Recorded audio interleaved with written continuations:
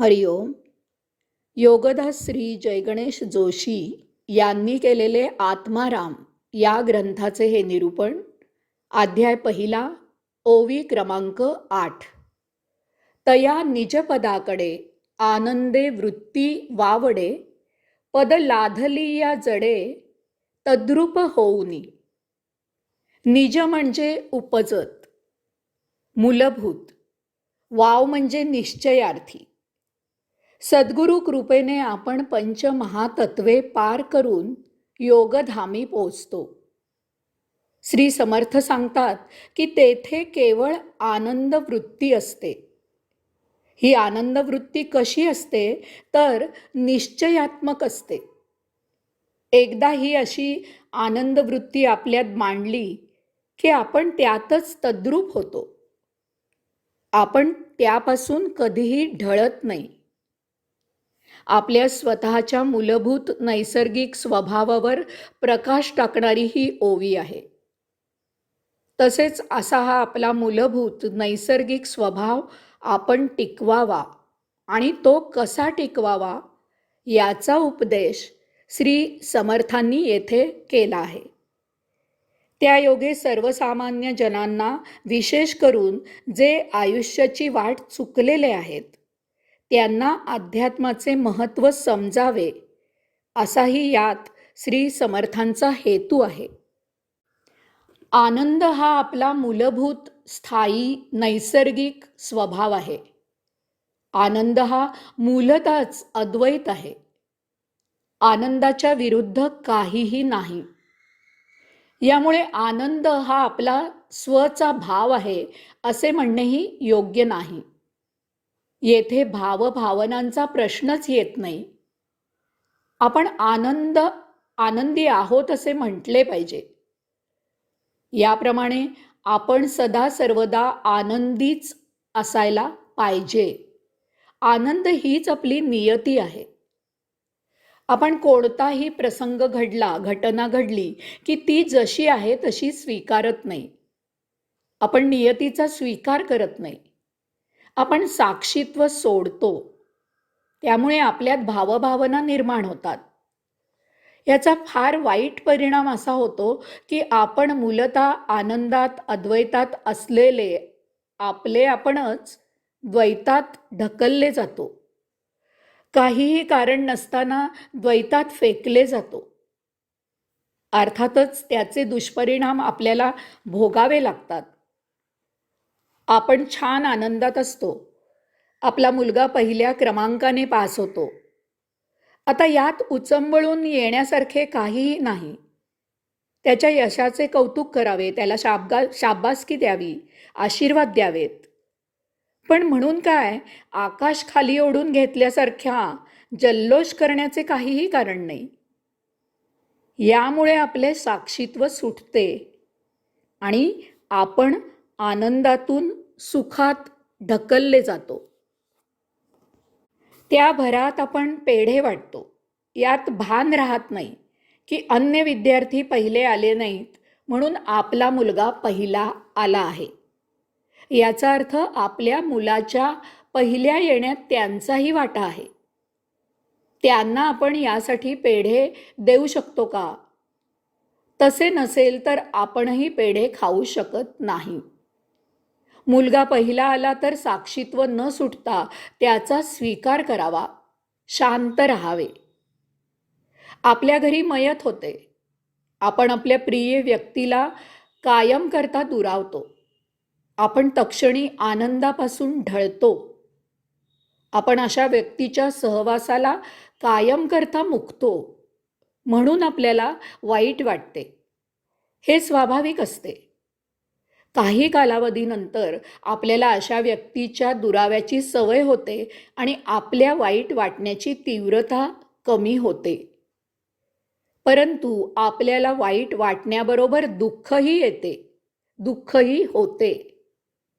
आपण पुढे कित्येक दिवस जाहीरपणे चार चौघात त्या दुःखाचा विलाप करत राहतो. वास्तवात आपल्याला दुःख व्हायचे काहीही कारण नाही. यासाठी खालील मुद्द्यांचा परखडपणे विचार करावा. 1. अशी व्यक्ती मृत्यूमुळे एका जन्ममरणाच्या फेऱ्यामधून मुक्त होते. मृत्यूमुळे त्या व्यक्तीची पुढील यात्रा सुरू होत असते.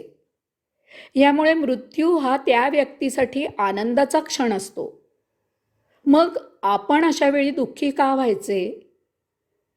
किंवा आपण अशा वेळी दुःखी व्हायचे का? 2. आता आपला स्वतःचा विचार करावा. आपण अशा व्यक्तीच्या सहवासात रममाण झालेले असतो, गुंतलेले असतो. याचा अर्थ आपण यासाठी अमुक्त असतो.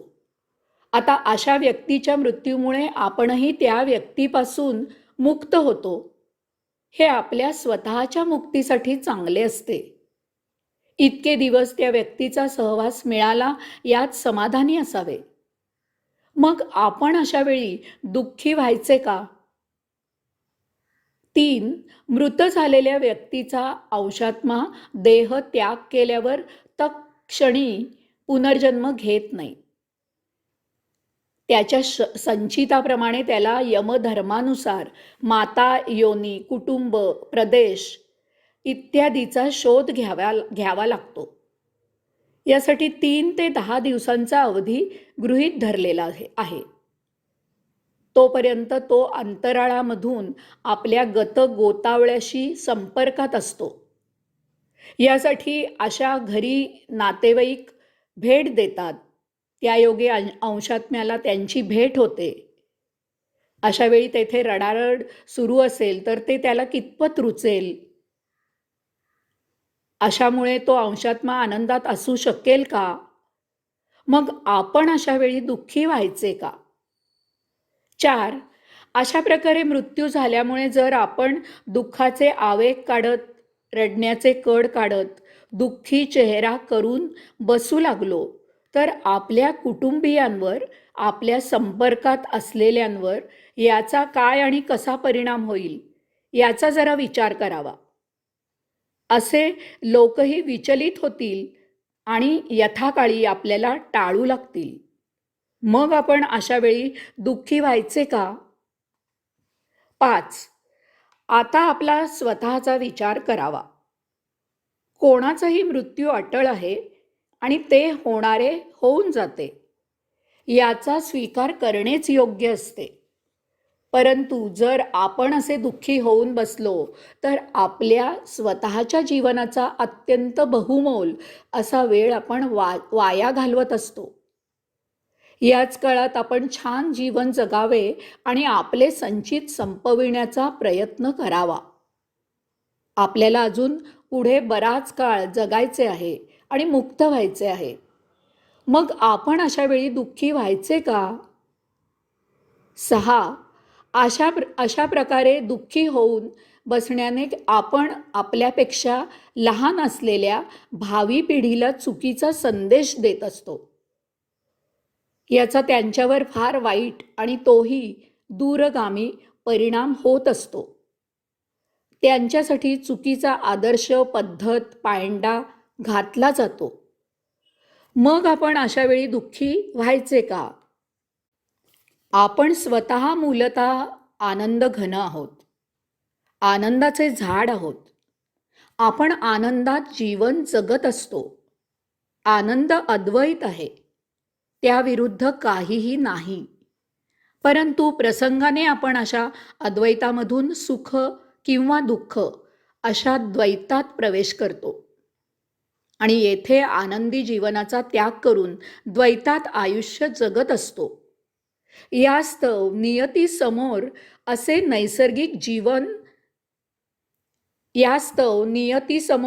नैसर्गिक जीवन देईल त्याप्रमाणे त्याचा साक्षीत्वाने स्वीकार करून सदा आनंदात जीवन जगावे. हे साध्य होण्यासाठी श्री समर्थ उपदेश करत आहेत. सद्गुरूच्या साधना, उपासना योगे त्याच्या उपदेशाप्रमाणे त्या निजपदामध्ये तद्रूप व्हावे, एकचित्त व्हावे, एकरूप व्हावे. आपणच ते निजपद व्हावे. यासाठी सद्गुरूचा नित्य नियमित सत्संग करावा. त्याची आध्यात्मिक प्रवचने ऐकावी. त्याच्या आध्यात्मिक ग्रंथांचे वाचन करावे. एकदा का ते निजपद प्राप्त झाले की आपली आनंद ही वृत्ती सदा वृद्धिंगत होऊ लागते. आपण सदानंदी होतो, कैवल्यानंदी होतो. हरिओम.